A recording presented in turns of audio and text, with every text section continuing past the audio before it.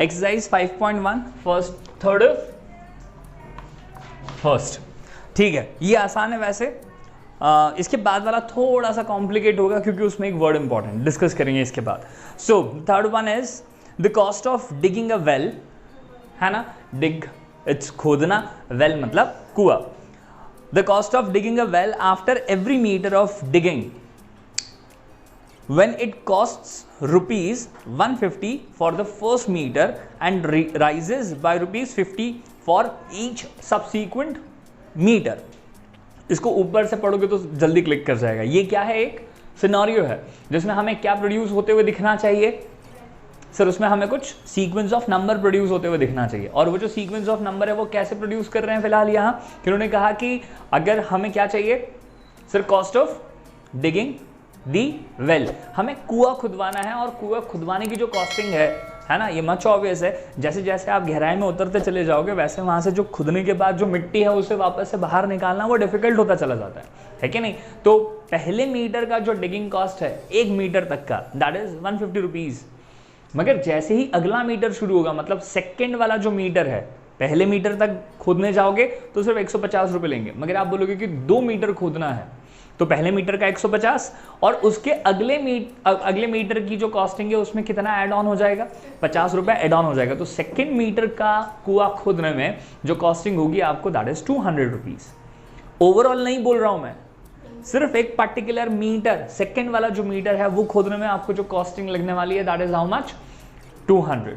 Third metre और अंदर गहरा करवाना है तो उसके लिए कितनी कॉस्ट लगेगी अब, 250, और 1 मीटर गहरा करवाना है, that is 300।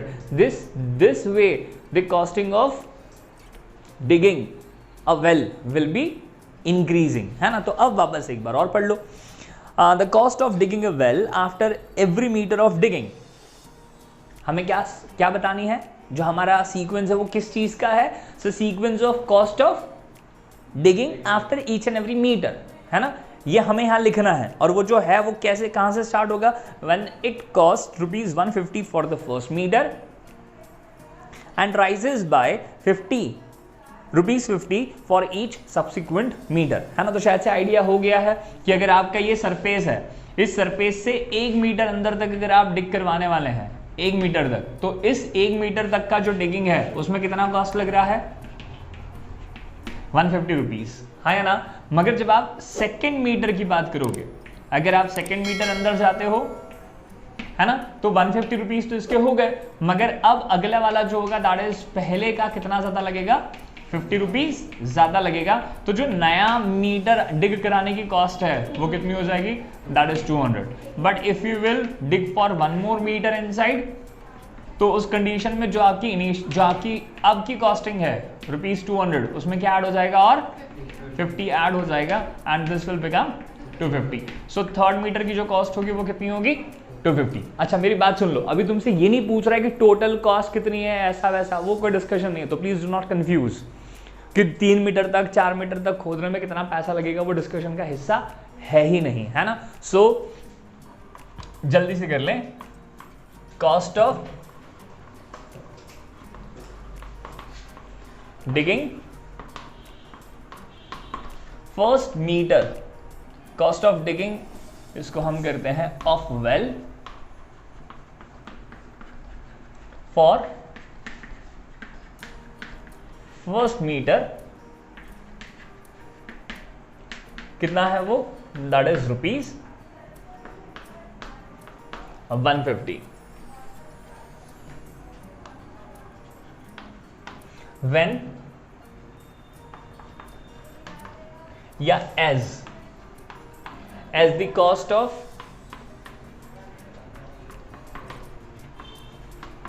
digging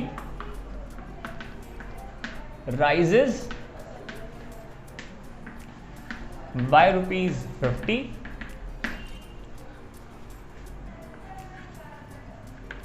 for each subsequent meter, then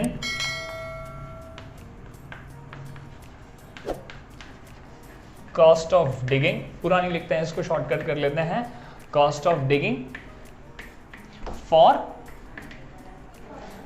sir second metre, है ना, सेकेंड मीटर के लिए जो कॉस्टिंग होगी वो कितना होगा सर, वो पुराना वाला जो 150 मीटर है उसके बाद चूंकि डेप्थ बढ़ गई है तो इन्होंने 50 रुपये बढ़ा दिए हैं अब, और जो नया कॉस्टिंग कर दी है वो कितनी हो गई है, दैट इज ₹200, है ना। एक बार और लिख लेते हैं बस,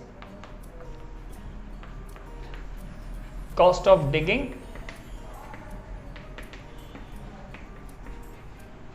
फॉर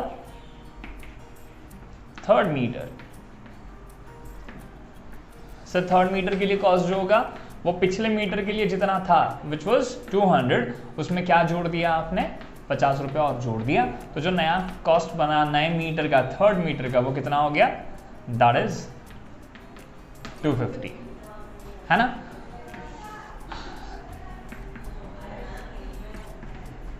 Therefore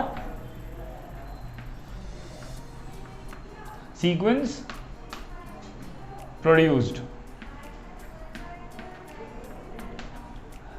will be, क्या होगा जो सीक्वेंस प्रोड्यूस होगा, कहां से स्टार्ट हुआ है सर, पहले 150, 200 एंड वी कैन प्रिडिक्ट। अगर आपको लगता है कि आपने निकाले नहीं है but you need to write more terms तो आप लिख सकते हो, हमने निकाले तो सिर्फ 250 तक है मगर 300, 350 ये लिख सकते हैं ना, ये अपने आप कॉमन सेंस में समझ में आता है। और वापस से यही सर, ये A1 है, ये A2 है, ये A3 है, ये A4 है, तो क्या कैलकुलेट करें sir, A2 minus A1 which is 200 minus 150 is equals to 50। एक बार और A3 minus A2 which is 250 minus 200 which is also 50, है ना। एंड हैंस करके हम लास्ट कर सकते हैं इसे कि चूंकि A2 minus A1 equals to A3 minus A2 है, हैंस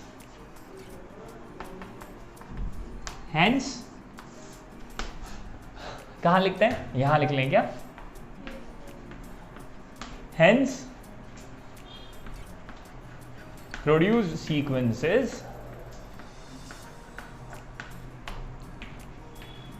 एंड AP। बहुत सुंदर।